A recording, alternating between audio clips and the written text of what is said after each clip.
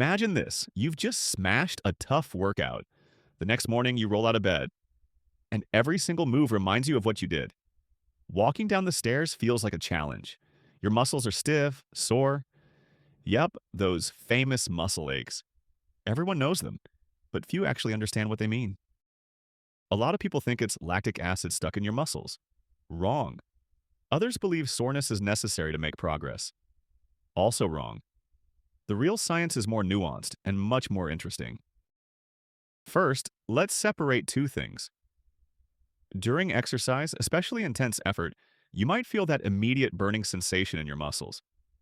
That comes from acidosis inside your muscle cells, basically a buildup of hydrogen ions coming from energy metabolism that lowers the pH. The result? It stings, it burns. But here's the thing, that acidity clears out within a few minutes. So why does the pain come back later? Because soreness shows up much later, usually 12 to 24 hours after a workout. That's what we call DOMS, delayed onset muscle soreness. This happens mainly because of tiny micro tears in your muscle fibers. When you do something new or an exercise heavy on eccentric contractions, like lowering into a squat or running downhill, your fibers suffer microscopic damage. Nothing dramatic, but small cracks in the fibers and membranes. Your body gets the signal, time for repairs. And repair means inflammation. Immune cells rush in. Neutrophils, macrophages, they release molecules like prostaglandins and cytokines. These chemicals sensitize your nerve endings. That's what causes the delayed pain, stiffness, that tight feeling. That's why soreness takes time to appear. But here's the big question. Are sore muscles a sign of progress? Not necessarily. Yes, soreness means your muscles went through unusual stress. Yes, it triggers adaptation, repair, and strengthening. But you can make progress without being sore all the time. And on the flip side, extreme soreness often just means you push too hard, without extra gains to show for it. In short, soreness isn't a direct marker of progress. It just shows your body is responding to something new. So, how do you prevent soreness? And once it's there, how do you deal with it? You can work on four main fronts. First, smart training. Take time to warm up properly and build intensity gradually. Second, blood flow. The better the circulation, the more oxygen and nutrients your muscles get. And the easier it is to clear out byproducts of exercise and inflammation. That's why gentle activity right after training, like walking or easy cycling, helps reduce soreness. Massage works too by boosting local circulation. Heat also helps. Sauna, hot bath, heating pads, and alternating hot and cold acts like a vascular pump, making blood vessels contract and relax. And of course, staying well hydrated keeps everything flowing.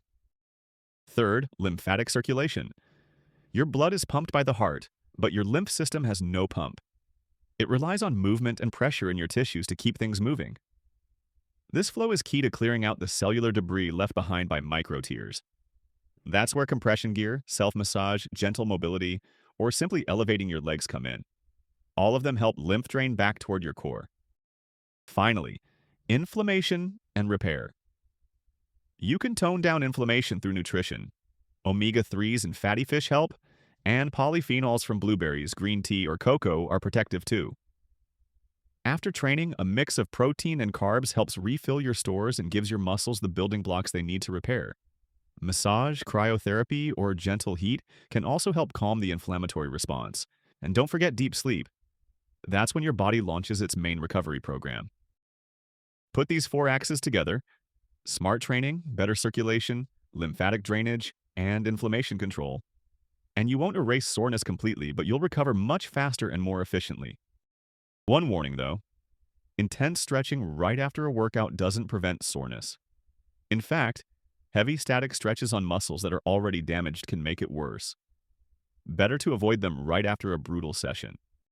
So soreness isn't lactic acid trapped in your muscles. It's not proof you're progressing. It's simply your body responding to unusual stress, triggering inflammation and adaptation. It means your body is reacting, but not necessarily that you're improving. So next time sitting down after squats feels impossible, remember? Your body is adapting, and every step of this process is part of the journey toward becoming stronger. And if you want more clear, science-based explanations about your body and health, hit that subscribe button and turn on the bell. Because understanding the science is already a step toward progress.